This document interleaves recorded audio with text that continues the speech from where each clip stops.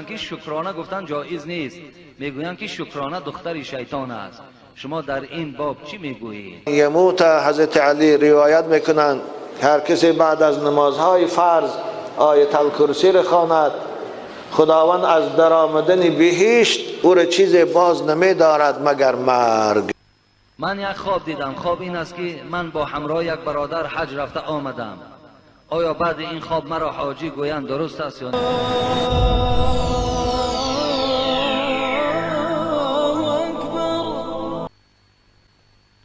السلام علیکم پیشوای عزیز، میخواهم با سوالهای من روشنی اندازید. بعضی شخصان میگویند که شکرانه گفتن جایز نیست، میگویند که شکرانه دختر شیطان است. شما در این باب چی میگویید؟ البته این دروغ است. اگر دختر شیطان شکرانه هم که نام داشته باشد، شکر گفتن ما جای گناهش نیست. اگر چندی که من ندیدم که دختر شیطان شکرانه نام داشته باشه. این بعضی نمی کتابای فارسی و بعضی نمی کتابایی که مثال گوییم کدام بیچاره نویسنده است که اساس و دلیل ندارد، اینا بسیارتر در همون کتابا هستند.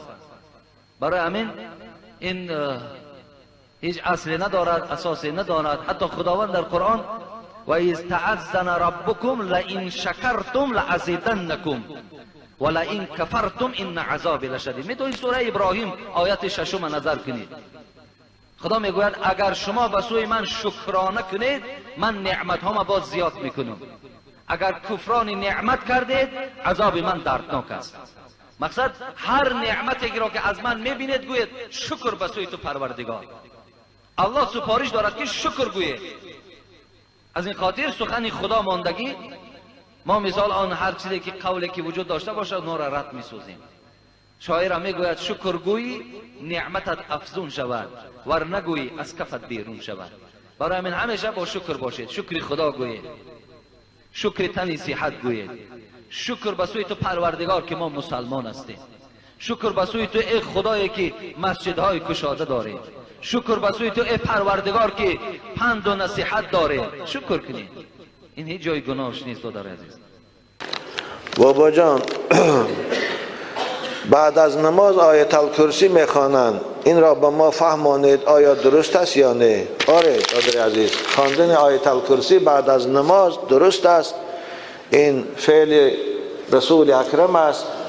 پیغمبر خدا خوشم برای ما تعلیم دادند که من قرأ آیت الکرسی دبر کل صلاة مکتوبة لا یمنعه من دخول الجنة الا ان یموت. حضرت علی روایت میکنند هر کسی بعد از نمازهای فرض آیت الکرسی را خواند، خداوند از درآمدن بهشت او را چیز باز نمیدارد مگر مرگ.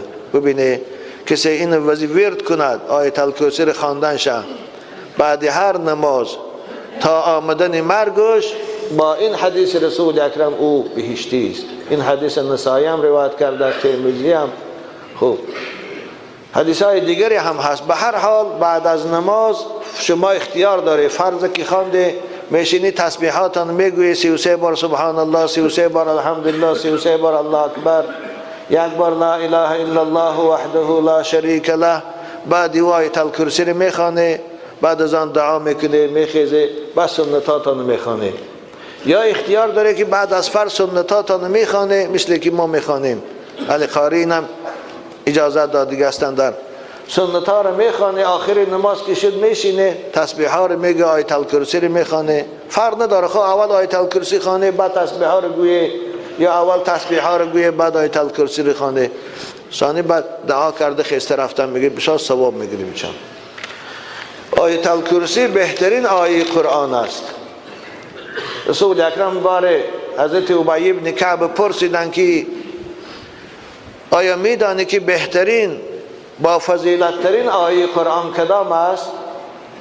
حضرت ابی بن کعب گفتن الله لا اله الا هو الحی القیوم. حضرت دست مبارک در شانشان زدن، گفتن مبارک باد به تو علم، گفتن خوب دانستی، گفتن بنابرای خواندن این فایده های زیادی دارد. عزیزان من شما اگر بعد هر نماز آیت الکرسی رو خوانه، انشاءالله جن ها به شما زیان نمیرسانند. اگر خانه‌تان در آمده وقتی خواب روی آیت الکرسی خوانه، هیچگاه جن ها به شما زیان نمیرسانند. این بسیار فایده دارد. در این اگر به یادم باشد سالهای گذشته من 1 ساعت فقط در فضیلت آیت الکرسی و ترجمه و تفسیر او صحبت داشتم. چند نوار فرسار پرسه تفسیر و ترجمه آیت الکرسی رو به شما میتیم، فضیلتاش هم بشه اونجا. من یک خواب دیدم. خواب این است که من با همراه یک برادر حج رفته آمدم.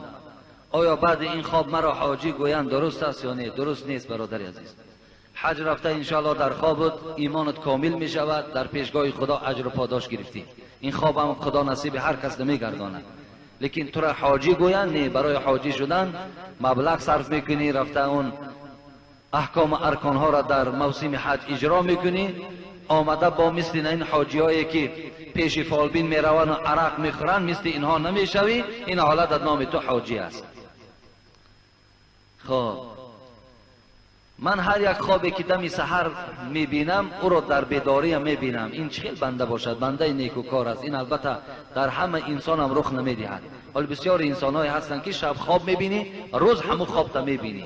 این نشانه پاکیزگی و